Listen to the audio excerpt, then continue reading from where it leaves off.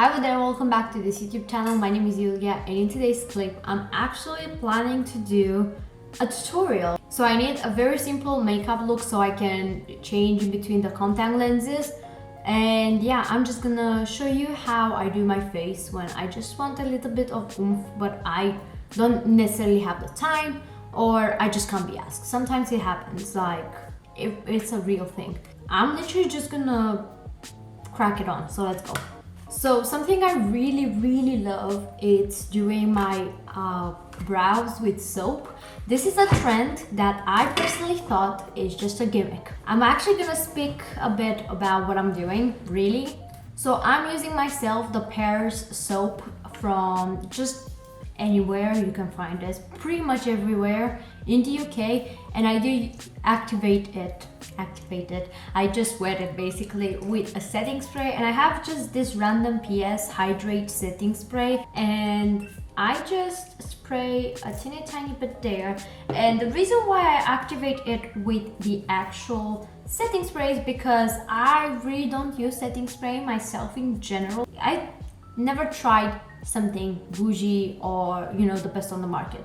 So I feel sometimes setting spray doesn't do that much to my skin unless, for example, I do have my skin way too powdery to a point it looks cakey and I need to melt that powder into my skin. So I literally just try to coat them as much as possible. I don't necessarily like pressing them down my brows.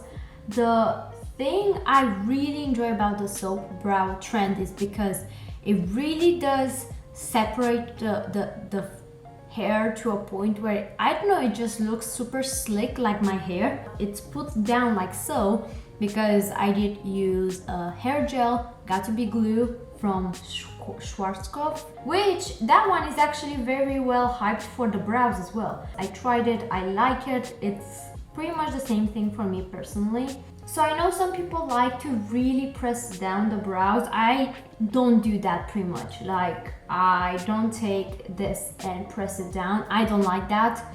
I do press it down by the time I'm actually going with other brow products into it, which it kind of gives the same illusion of being pressed down, but it's not very sticked to my head. I know some people like that. I'm not necessarily obsessed on myself. I tried it, I just feel it looks way too pressed to my head. I mean, that's my opinion, alright? You do you. And although it looks like soapy now, sometimes it happens, sometimes it doesn't.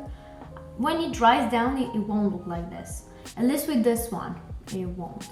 You always need some sort of, like, you know, makeup remover wipe or anything that removes just makeup, and I do clean around my brows. If you don't do this, chances are the foundation is gonna stick to that area. This is actually something that if I really don't have the time, I don't do it.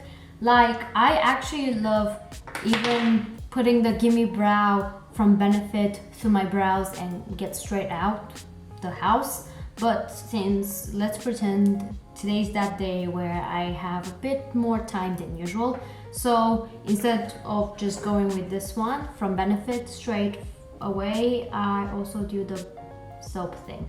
I always use this to really give a more dimension to my brows. I am quite lucky with my brows. Like, I know there are people who hate the process of doing their brows, just because it takes so much to add the, you know, the hairs into it and all that jazz. I can't relate to that. That's not my problem. I just like to arrange them. That's pretty much why I'm doing my brows, because like I said, going only with the Benefit Gimme Brow or just any sort of mascara for the brows through my brows, I'm actually pretty damn good with them. I also do take this pomade. This is from Beige Superdrug long wear brow cream, and this is pretty damn disgusting.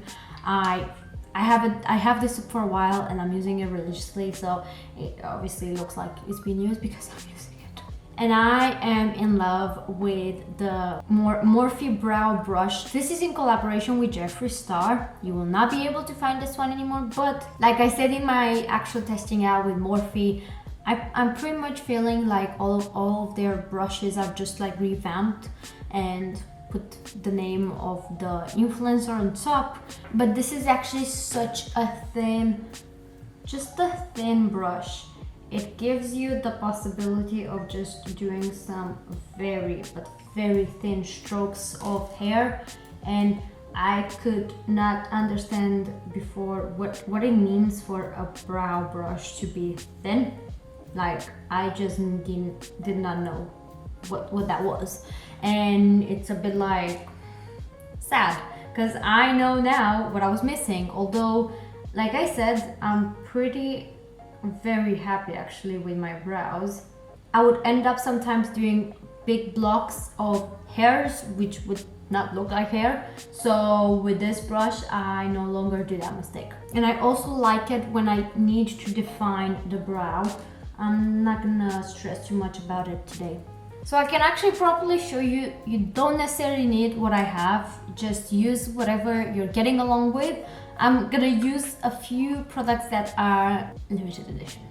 Just a few, not too many, but I have some products that I personally use during my time when I'm going out, just for the sake of using them up. And I think it's important to stress on that subject as well, because in today's like just beauty community and all that jazz, it feels sometimes overwhelming to just see new products and new launches and products that, you know, they're new and people are still using in their tutorials, because the majority of them are just like testing out products. But I'm gonna stress out today that you don't necessarily need to grab the latest. So I'm gonna actually start with a primer, which is from Estee Lauder. This is a bit bougie, but I got this as a gift from a friend, and it's just, you know, a teeny tiny mini version.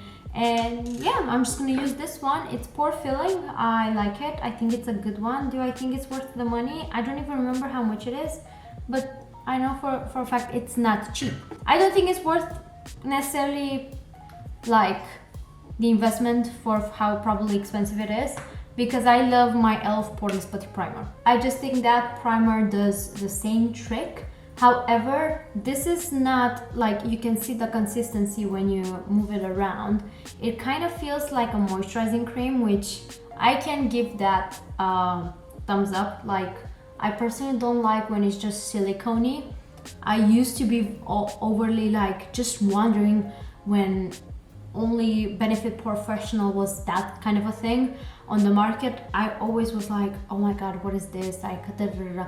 But I feel I prefer something that it's a bit more creamier to the consistency. Like, this feels it has silicone into it, but it feels a bit creamier, and I pretty much enjoy that more than the one from Benefit myself, since I actually tried it. And just for the sake of using another primer, because why not, I'm trying to use up this Paul and Joe Illuminating Primer. I'm keeping it upside down, not because I'm dumb, but just because it has not that much left into it. I'm not quite sure if you can see it. It's around this kind of like measurement. And obviously I'm trying to keep it as such so I won't waste anything. It needs to go. So I'm just using this one. Although, it always does that. I hate the packaging, but it's a travel size yet again. Did I put way too much? Probably. We're gonna fix it. We're gonna still fix it though. So this primer is actually truly illuminating. However, at the beginning, when I firstly ever tried it, pardon that, I didn't like it. It has a lot of glitter into it. Just a heads up if you're thinking about it. However, lately, when I started doing I was interested in having my skin very glowy. This is actually it. Like, this is actually it. I like it for that. And again, because I want to stress out, you know, you should not feel the pressure. I speak of that because I do sometimes have the pressure on my shoulders to buy makeup all the time. Because personally, I want to do content for YouTube and grow my channel. I'm gonna use two foundations that one I don't like and one I like, but I got the shade wrong. These are the two foundations I have, and I'm gonna combine. The one is this one is from The Ordinary, the full coverage foundation. I got this one in 1.2 yellow, and it says it's light yellow. It's not light yellow, at least not on my skin tone. I love the consistency and all that jazz, but the shade is just not it. And I got this one, the Superstay 24-hour foundation, the full coverage one, and I just don't like it. I have normal to dry skin, more normal than dry. It just looks cakey, it just flakes on me, it's just not it. And I can save it a bit with The Ordinary consistency into it. I'm just gonna use these ones instead of like my favorite foundations. I actually can do a video if people are wondering what are my favorite foundations.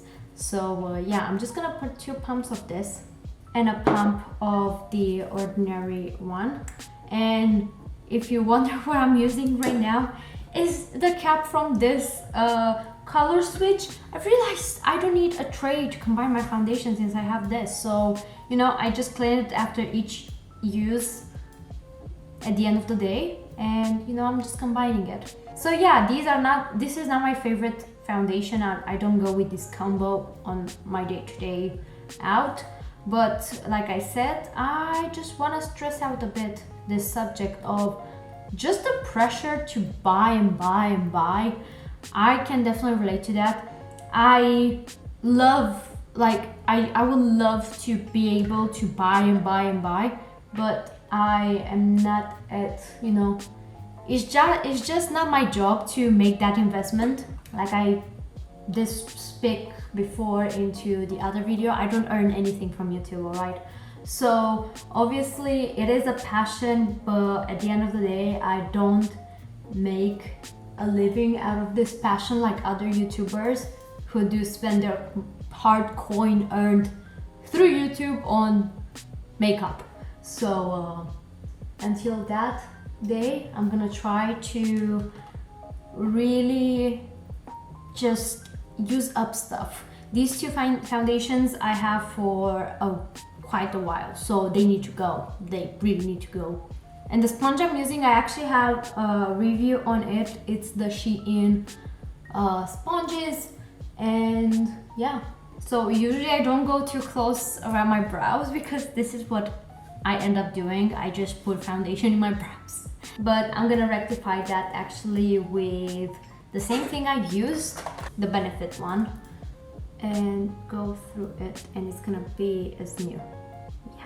One thing I had an issue lately within my makeup routine and application is that my under eye wrinkle, I actually have only one, which is quite, I would say personally, it's quite deep. I've seen the change into that area. So my favorite concealer, the Makeup Revolution Concealer and Define Concealer, would start to just go so deep into that line to a point where it was just not cute. Whether how much I was setting it, the only thing that would save it a bit was baking underneath my eye. But it was still not like pitch perfect, do you know what I mean? I figured out a way. So I just take my concealer. This time I'm using the Catrice Liquid Camouflage Concealer. I'm trying to use it up before I'm opening the Makeup Revolution Concealer and Define. But I used this technique with that one as well. So it was not the concealer, that's what I'm trying to say. I take a brush instead of a sponge. I have some people in my life that are as crazy as myself with makeup, and they would tell me, stop using, I mean, not that harshly, but try to use a goddamn brush for the foundation. And I tried it and I tried it. I don't like it. I just don't like it. But when it comes to the under eye part, I am sold. This brush, at least that I'm using, I am very, but extremely sorry. I have it from a set from Lidl. And it's such a good brush. It was bought by my mom from Romania, from Lidl, Romania. I'm not quite sure if they ever had it in the UK, for example, but it's a very good quality brush, right? And I'm just gonna straight up set. And I'm using the Latin London Ready Set Go powder. If you're following me, you know this is my all-time favorite powder. I don't have that many powders. I just don't have an obsession with powders myself. That's one thing I would not spend too much coin on it. Or not necessarily too much coin on it, but not buy that many. Now I'm actually gonna go with some contour and bronzer. And I have here bronzer that I actually repotted here. It's actually sticked with blue tack because it's not magnetic. So I have here the contour from Freedom, the very well popular Zero Free contour. Probably are mostly British or just lived in here in the UK when Freedom was a thing instead of Revolution Pro. You know that that was an actual really hyped contour, at least in the British influencer community. And I have here the Beauty Crop Sardinia Sand bronzer because I actually forgot I have it because it's in a tiny pot, so I decided to place it here and use it up. So I'm actually gonna use both. I'm just gonna take this one a bit to very sharply contour, and then I'm taking the Sardinia Sand bronzer just to bronze my skin a bit. It's quite pigmented, so I'm not taking too much. It's a very lovely bronzer, but I think it's just way too expensive for how tiny it is. It's a really good bronzer. Quality wise, it's very good. I really reached out a lot to it, but the one from Revolution Pro is the same price and is 10 times bigger than this one, so that's my question, why? And also the packaging from Revolution Pro is much nicer, and at the same time I get it because they have more money, I guess, since they are becoming a bigger and bigger brand. I'm trying to be cute and nice now. It kind of makes sense because the formula is bomb. So if you had your eyes on it, I would say definitely grab it because it's a good one. Formula wise, it actually is good. And a trick to contour my nose. This is like just time saving, not life saving, because it won't save your life. I hope that's, you know, never going to be the case. What I'm trying to say, it's time saving. So this brush is from Spectrum. This is from their just Christmas collection, but they usually do pretty much the same brushes with just changing the colors and the, you know, the theme story and all that jazz. But it has two sides, right? So this one is for blending and this one is an angled, quite packed and straight brush. I take the contour, I just place it straight. It took me a while to figure out how I like my nose contour. So I just go straight as such, and I look straight into the mirror to see how it goes.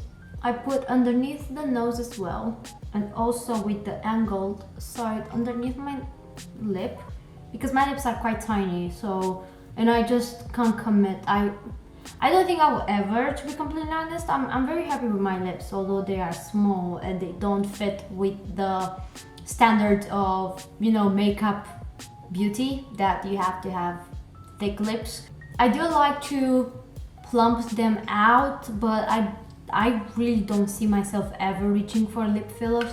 Not that it's a bad thing to do if you feel like so, but personally I was always told, oh my god, your lips are so thin. I have no idea why. It never got to a point where I would be insecure about it. So I guess I like to have them volumized by my natural lips rather than ever thinking about lip fillers, because first of all, that was my point actually. I just don't want to commit to the money. Like, it's quite expensive if you ask me. And second of all, I just never felt the need to do it, although the majority of people tell me you should. Like, I had people indirectly telling me maybe think about it, and I'm like, that's just not cute, alright? And if you don't feel it yourself but other people tell you to do it, then don't. So yeah, with the other blending brush, I just blend it out, and it's just so easy to just, you know, switch back and forth in between the actual brushes. I just love that. This is supposed to be an eye brush, but I made it myself a nose contouring brush. Some people do contour on the above lip, but I just don't like it on myself. I just don't feel it looks right. So I'm going now with a blush from Kiko, which it was definitely a limited edition. This is the Waterflower Magic Blush in 02 Brown Sugar. I got it on offer because 100% sure this was limited edition. But if you know the drill with Kiko, just makeup, limited edition makeup in general, they do pretty much the same thing but with a different packaging. It's the same drill with actually MAC Cosmetics. They were criticized over that. At least last year, I'm pretty sure. I'm using this one because obviously I want to use it up, and you can pretty much find something quite similar at them. I'm so sure of that. I used to not be a blush lover, and now I just pack a bunch of blush. It's weird, it's strange. It's just so interesting to see how you change your perception and just like taste. So going with highlighter, I decided to include this one from Benefit, the Cookie Highlighter, just because it really needs a shout out. I am a kind of person who is very into drugstore. If you did not follow me by far and you never noticed that, I am very drugstore oriented rather than high end. And I'm just gonna tell you this straight away. Cookie from Benefit is just worth the money. I got it over Christmas time for a pack of four. I'm pretty sure there were 4 products from Benefit. One of them was the only thing that was in a mini size and the rest were in full size. And this cookie highlighter, I think it retails for £26. So I paid like £30 for the whole pack. It was a good deal. And you know, there was a lot of hype with this highlighter that I thought, how amazing can it be really? It's blinding. And then I went to an interview actually for a full-on day, and I tested this out because it was a situation where I would be gone from morning till afternoon, like a normal day job. So I went to that and I tested this out during that day, and literally the blinding, like the blindness into the highlighter in itself did not fade whatsoever. And that's just a bit shocking to me because usually what I end up by the end of the day is that the highlighter is a bit dull, and this is just not doing that. It sits there and it's just insane because it's just stunning. Like, it soaks into your skin, it doesn't look on top of your skin, it lasts a long time. Like, what do you want from a highlighter more than that? Blinding, lasts forever. Well, a day for me is forever, I guess. And it doesn't sit on top. So we finished everything and I'm just gonna jump in straight with my eyes, and I am planning to use the Romance palette Neutral from Revolution Pro, which looks as such. So I'm gonna go with Dreamy actually to just set my eye, just, I don't know, give it a bit of a color. As you can see, it gives a color because I actually don't set my eyes when I am in a rush. I don't. So I'm gonna go now with Tender. I think it's a very beautiful kind of like peachy shade, and I'm gonna put the same peachy shade underneath my eye. I guess I'm just gonna leave it with this, and I'm gonna apply some of the Lust shade as a highlighter onto my brow bone. Oh my god, Daring, it's actually duochromatic. I'm planning to put that one on top of my lid, just very roughly, not something crazy, but as you can see, I hope you can see, it has a pink shift to it, although in the pan it doesn't look like so. It's actually a beautiful shade. That's why I really like this palette. It's just, it surprises you. And obviously I do go and put some mascara, but I'm not gonna do that because I'm gonna change my contact lenses, so you know the drill. And I just use whatever I have on hand. But a mascara that I really love lately is a high-end mascara. I love the Bad Gal Bang from Benefit a lot. I came across another one that it's high-end and I love a lot. So I love the Estee Lauder Sumptuous Extreme Lash Multiplying Volume Mascara. Like, this actually gives me volume. The wand is massive, like it's just massive, but it does the trick. So for lips, I tend to go with just a gloss or a nude, but for the sake of this video, I'm actually gonna use a gloss the one from Revolution, the Shimmer Bomb lip gloss in shade Starlight. Lately, especially with the whole situation wearing a mask and all that jazz, I personally felt like much better to wear a lip gloss. I feel it's very moisturizing to the lips. They do quite dry down a lot with a mask. So without further ado, I'm planning to do reviews on my products from my house, but I want to focus on tutorials as well because, like I said, I sometimes feel like a bit guilty that I can't invest that much money into buying and grow my channel. So I realized I should not beat myself too much and enjoy the actual makeup that I already own and do tutorials, and hopefully people will enjoy them and find them useful as well. But will I stop making reviews? No, I love them. I do them with my whole heart into it. I love testing out makeup, but it's just, I just can't afford. I'm not to that stage where I can afford buying everything I see and I love. I will hopefully see you within the next video, and subscribe.